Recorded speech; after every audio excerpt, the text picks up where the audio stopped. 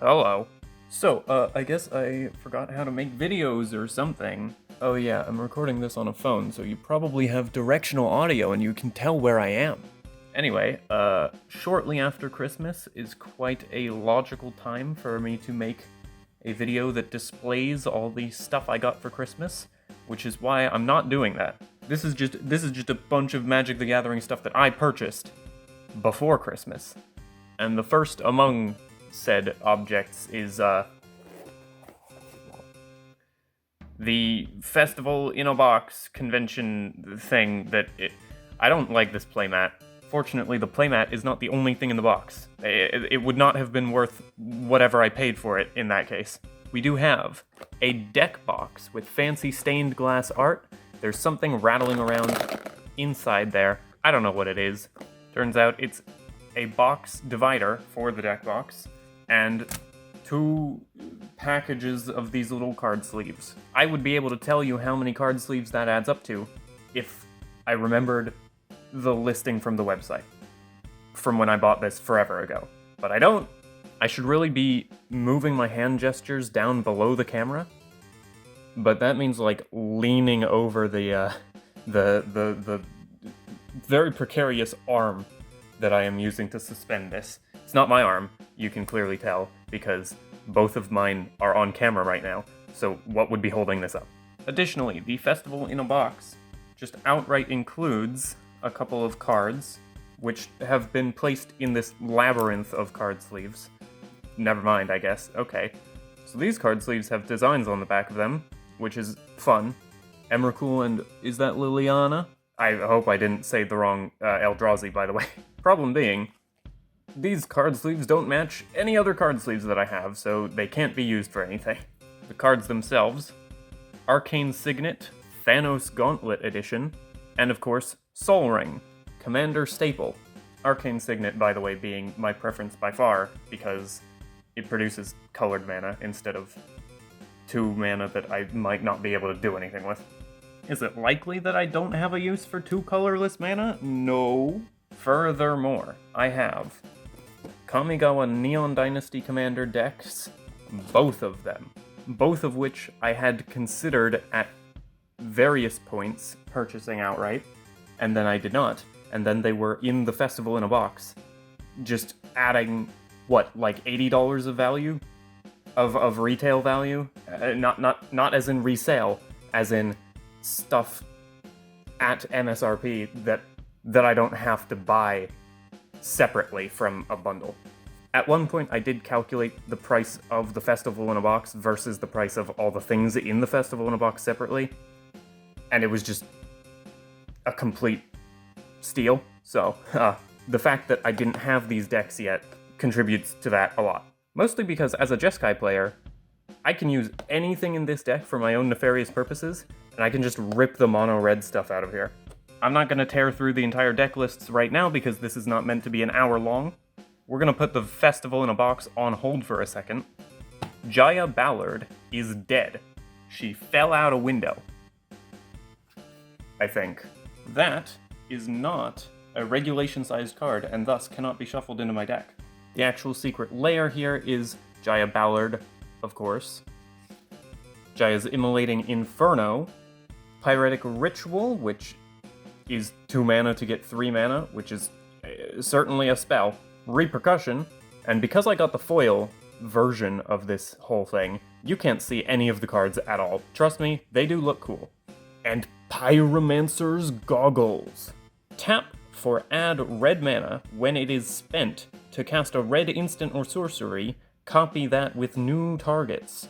I very much enjoy this card, I very much use this card, even if it's not necessarily optimal in a lot of situations. And having this fancy version of this card was an appealing prospect.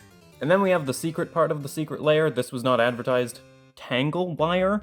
3 mana. It has Fading 4, which is a mechanic that I don't even know what the storm scale rating of that is, because nobody cares about Fading. And this is just a stacks piece. So that was the secret lair that I got around the same time as the Festival in a Box. These 2, I did not get at the same time as the Festival in a Box. These were released Recently. I got these in the mail right before Christmas. After ordering them, not right before Christmas because there is still some shipping time. But, if I understand correctly, Yoji Shinkawa is, the Metal Gear. A significant motivating factor in me getting this secret layer, was that the cards in it are just good. They include Phyrexian Metamorph for 3 mana and either 2 life or a blue. It enters the battlefield, optionally, as a copy of any artifact or creature on the battlefield, plus being an artifact. You can also ignore that trigger, have it enter as a 0/0, and have it die immediately. That said, Yoji Shinkawa's art, very nice. Here's Tezzeret, not a very nice person, but well drawn here.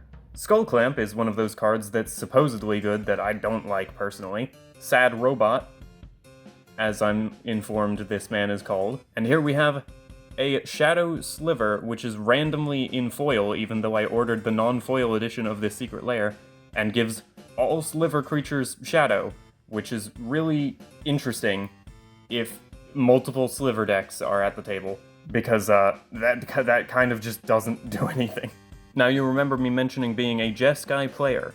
3 of these 5 cards are just blue, and 2 of them are artifacts.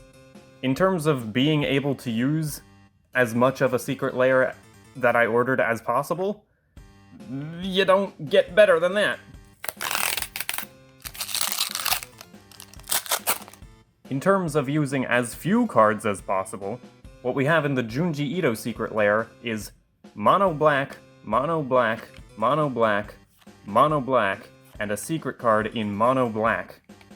A color that I do not play. However, I don't know if I've mentioned this at all because I don't know if I've had any reason to. I am intrigued by Junji Ito in terms of his publication history. I read his Frankenstein adaptation. I liked the anime, mostly. I read Uzumaki. The ending feels terrible, but the rest of it was just fun.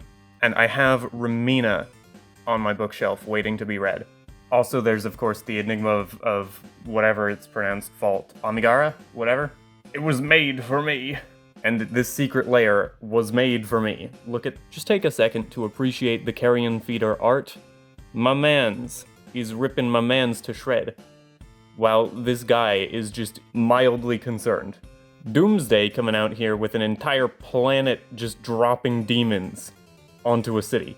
Plague Crafter, just a focal shot on the person. There's these very pathogen-looking background details. There's a little skull man in the corner here, and Thoughtseize. I mean, this guy's skeleton has just been pulled out the back of him. It's all absolutely stunning illustration work in just ink and negative space. Flat black and white for the most part. There's a little. Is there a little use of gray? I don't think there even is. Because look closely at that. It's not gray ink. It's patchwork. It's cross-hatching. It's just so good. And then we have the Leeching Sliver. I don't know where all these slivers are coming from. I don't know why the secret layer theme for the day is just slivers.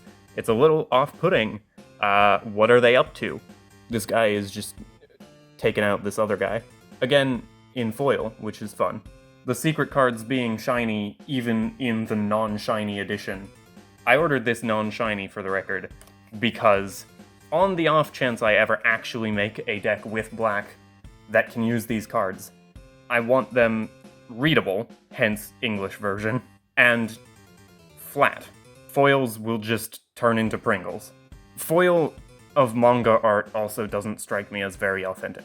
I mean, even this finish is not just paper, but it doesn't look quite non-paper until you catch the light at just the right angle. I do have one more secret layer. We're actually back to the Festival in a Box here. Roadshow Little Geary saves the day. These cards are peak for 1 blue mana, look at target player's hand, draw a card.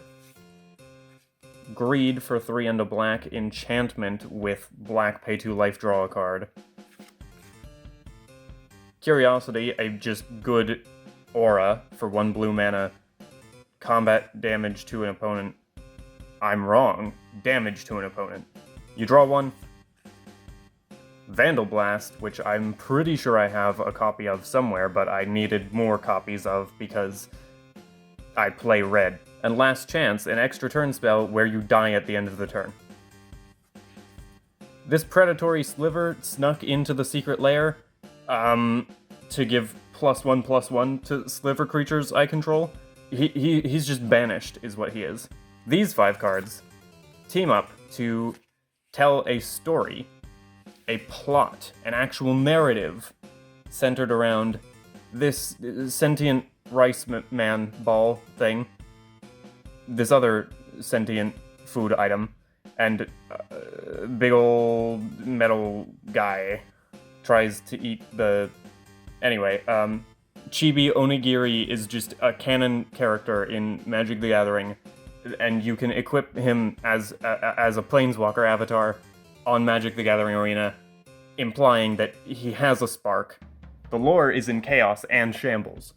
I'm not serious about any of that, by the way. Except you can actually equip him as a Magic Arena avatar. I think I did. Not that I'm playing Magic Arena anytime soon. And then there's this.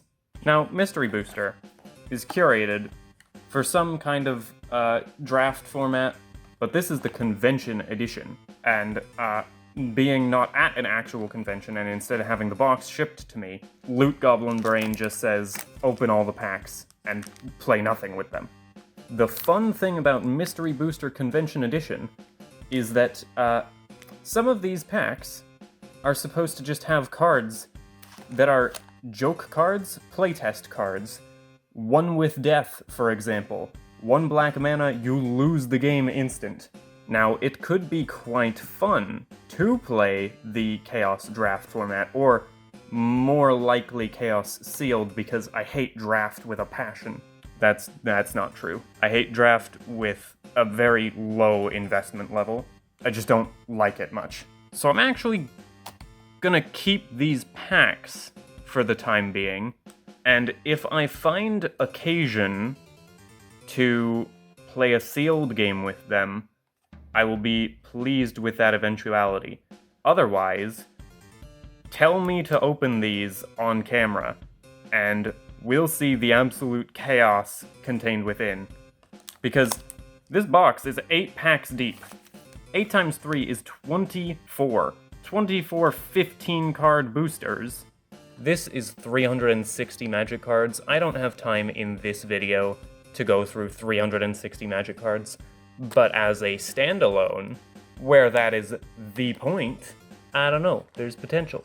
Now, it may have occurred to some of you at some point in this video, Itsuki, hang on a second, Convention and Box, that was released ages ago. Magic 30th edition, the year that applies to, is practically over. Yes, I have had all of this stuff sitting around for an unreasonable amount of time, because despite the fact that all of the effort that this video requires is me unwrapping things, I just have not gotten around to it.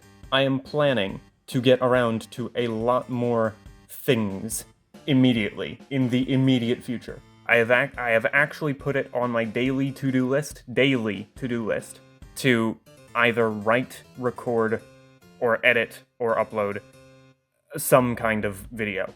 That does not mean that I will actually do that, but it is a strong incentive. So, in terms of you seeing me again in any reasonable amount of time, you can count it like I counted the cards in that booster box that I just pulled out a calculator and multiplied the number of packs times the number of cards that were in each pack. Alright, bye.